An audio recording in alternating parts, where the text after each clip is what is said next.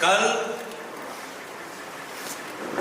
मुख्यमंत्री हिमंत बिश्व शर्मा के 2.5 घंटे के संवाद मेल में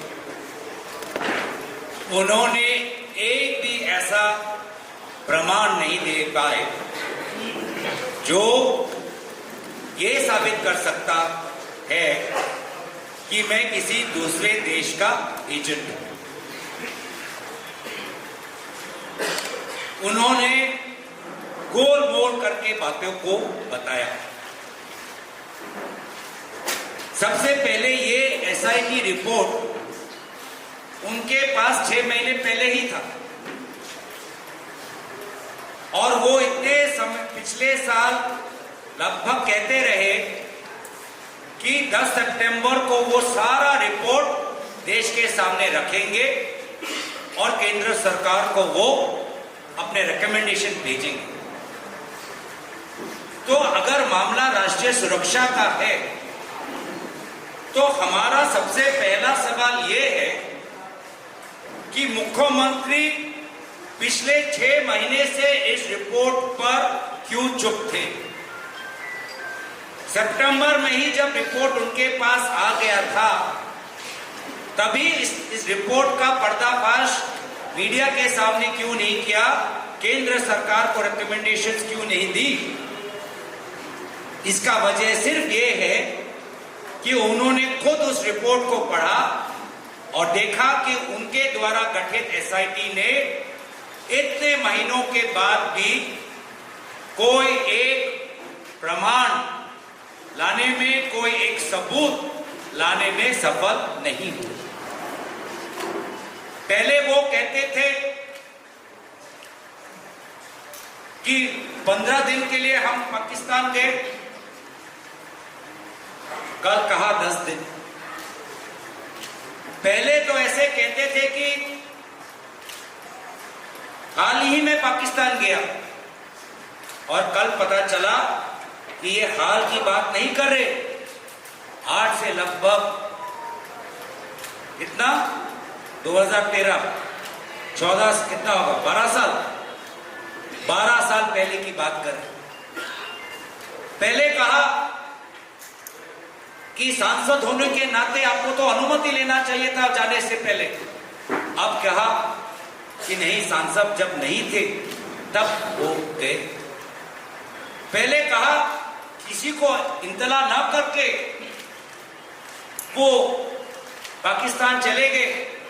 अब कहा कि अटारी वाघा पर जो हमारी जो लैंड बॉर्डर पॉइंट है जहां पर इस तरफ सरकार के अफसर बैठे रहते हैं, उनको पूरा सर्टिफिकेट देखे, उस प्रक्रिया से, कानूनी प्रक्रिया से हम पार हो। अब आते हैं उनके एक मूल सवाल पर जिसका उजागर आपने कहा। वो कहते हैं कि असम का एमपी देश के सदन में देश के सीमा को लेकर सवाल क्यों उठा रहा है। और मेरा सवाल ये है, क्यों ना उठाए। क्या असम का एमपी क्या देश के बारे में नहीं सोच सकता? क्या असम का एमपी अंतर्राष्ट्रीय मामले पर भारत की क्या विदेश नीति होनी चाहिए, क्या इस पर हमारा विचार नहीं हो सकता? क्या हम असम के एमपी, क्या हम देश के राजनीति के बारे में, देश की सुरक्षा के बारे में हमारे पास कोई जानकारी नहीं, कोई ज्ञान नहीं कि हम सवाल ना पूछे?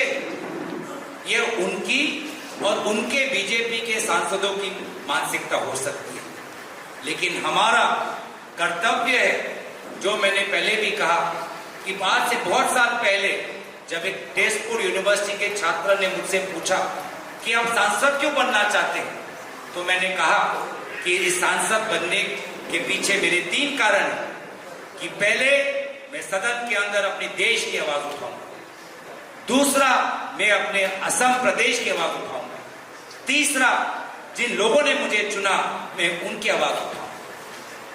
और ये भी हो सकता है, मैं चाहूंगा कि वो थोड़ा पढ़ ले कि जो सवाल का जिक्र वो कर रहे हैं वो सवाल दूसरे दलों के सांसदों ने भी उठाया है।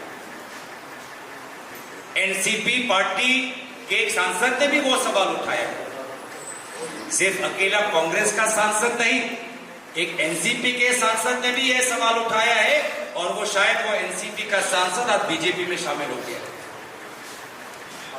ये जानना चाहिए और कुछ मैं उनको जानकारी दे देता हूं